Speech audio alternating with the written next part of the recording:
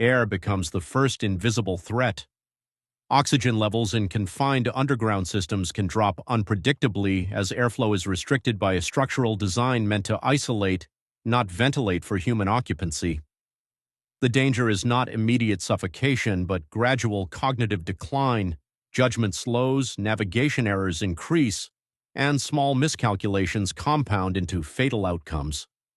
Many assume underground tunnels are naturally ventilated like transit systems, but this is a critical misunderstanding. Most utility and drainage corridors rely on passive airflow driven by pressure differentials, not active circulation. The hidden science lies in fluid dynamics and gas dispersion. Stagnant zones form where tunnel geometry interrupts flow, allowing carbon dioxide and hazardous gases to accumulate. Documented cases from confined space incidents show that even slight elevation changes can trap heavier gases in low points, turning sections into invisible barriers. Survival implications shift from movement to monitoring. Without detection tools or airflow awareness, progression becomes guesswork. As fatigue increases and orientation deteriorates, the environment itself begins to dictate pace and direction. Then comes the second failure point: water movement, silent at first, but governed by forces that cannot be outrun once fully engaged. Water doesn't arrive as a wave, it arrives as a condition. At first, it's only a shift in sound, a distant echo, a low-frequency resonance moving through the tunnel walls before any visible change occurs. Drainage systems are designed around flow optimization, meaning once water begins moving through a channel, it accelerates according to gradient and volume, not human reaction time. What appears manageable in one moment can become non-negotiable in the next. The danger isn't just depth, it's force.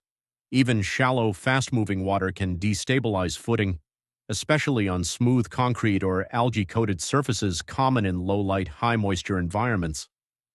The critical misunderstanding is assuming escape remains possible once flow begins. In reality, tunnel systems create choke points, narrow sections, turns, and elevation drops where water pressure concentrates.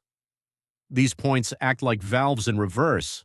Instead of controlling flow, they amplify it. Hydrodynamic behavior ensures that once a surge passes a threshold, it becomes self-sustaining, pulling debris, air, and anything within its path along with it. Documented flood events in urban drainage networks show that water levels can rise from ankle height to fully submerged in minutes, with no external warning visible from inside the system. Survival in this phase is no longer about navigation, it's about prediction. Recognizing subtle environmental signals becomes the only advantage: increasing humidity, temperature drops, distant vibrations underfoot. These are precursors, not coincidences. The system communicates before it overwhelms, but interpretation requires calm under pressure, something most lose as sensory input begins to collapse.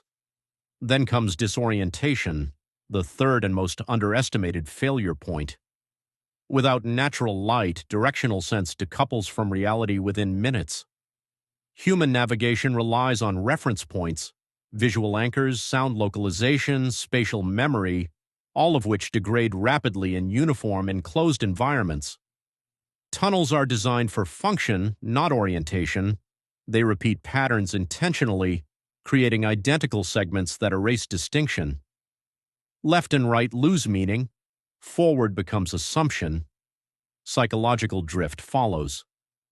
Studies from confined space and cave exploration incidents show that individuals begin to loop, unintentionally circling back through the same paths, convinced they are progressing. The brain, deprived of reliable input, starts filling gaps with false certainty. This is where most critical errors occur. Wrong turns taken with confidence, exits missed entirely, energy wasted retracing invisible steps. At this stage, the system has fully inverted. What was once infrastructure becomes environment, and what was once environment becomes threat. Movement, air, and water are no longer separate challenges. They are interacting variables inside a closed system that does not adapt to human presence. The final phase isn't collapse, it's commitment. Every decision locks into consequence.